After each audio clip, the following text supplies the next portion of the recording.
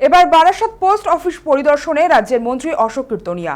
সপ্তাহের শুরুতে পোস্ট অফিসে সাধারণ মানুষের ঢল। একদিকে অন্নপূর্ণা যোজনার ব্যাংক অ্যাকাউন্ট ঠিক করার জন্য লাইন, অন্যদিকে নাগরিকত্বের জন্য আবেদনকারীরা এসে ভিড় জমাচ্ছেন পোস্ট অফিসে। অন্নপূর্ণা যোজনার ব্যাংক অ্যাকাউন্ট সংশোধন থেকে নাগরিকত্বের আবেদন, দুই পরিষেবাকে কেন্দ্র করে চরম ভোগান্তির অভিযোগ আমজনতার। সোমবার পোস্ট অফিসের পরিষেবা নিয়ে মন্ত্রীর সামনেই ক্ষোভ উগরে দেন বহু মানুষ। এরপর পরিস্থিতি খতিয়ে দেখে সমস্যার সমাধানের আশ্বাস দেন মন্ত্রী অশোক কীর্তনিয়া।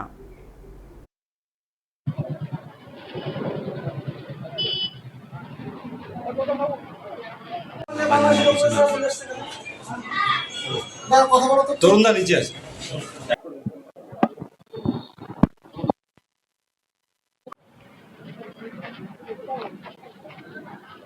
দু ঘন্টা হয়ে গেছে। আমরা আধার কার্ডের সঙ্গে লিঙ্ক করতে এসেছি অন্নপূর্ণা দিয়ে। সময় লাগছে অনেক, এখন তো বলছে 3টে অবধি 4টে অবধি আছে। আপনি কি আজকেই প্রথম এসেছেন? হ্যাঁ, আমি প্রথমে দিন আগে ফিরে যাচ্ছি। হ্যাঁ, বলছে হবে। হ্যাঁ, না 2টো অবধি দাঁড়াও, 2:30 অবধি দাঁড়াও, লাইন দাও। মন্ত্রীকে সামনে পেলেন না, কিছু বলবেন? হ্যাঁ, বলবে, সবাই বলবে। কতটা হয়রানি হতে হচ্ছে? হ্যাঁ, হয়রানি খুব হচ্ছে আমাদের, কতটা সমস্যার মধ্যে পড়তে হচ্ছে? অনেক সমস্যা আমাদের। আজকে হবে আগেও? আজকে বলে গেছে। ব্যক্তিগত কারুর বিরুদ্ধে আমার কোনো কমপ্লেন নেই, যে সিস্টেমের বিরুদ্ধে আমার একটু কমপ্লেন ছিল। সিস্টেমটা তাদেরকে বুঝিয়ে দেওয়া হয়েছে, তারা কমিটমেন্ট করেছেন, সমস্যা আগামীতে মিটে যাবে।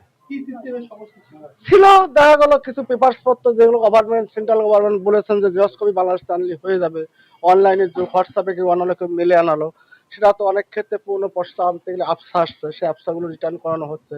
অনেক সময় দেখা গেলো রেশন কার্ডের যে আছে এখানকার পুরোনো রেশন কার্ড, বড় রেশন কার্ডগুলো তাদের ডেটটা বোঝা যাচ্ছে না, সেইখানে যে সিস্টেমগুলো সেগুলো রিটার্ন যাচ্ছিল, সেগুলো বললাম আপনারা মানবিক দৃষ্টিতে দেখুন।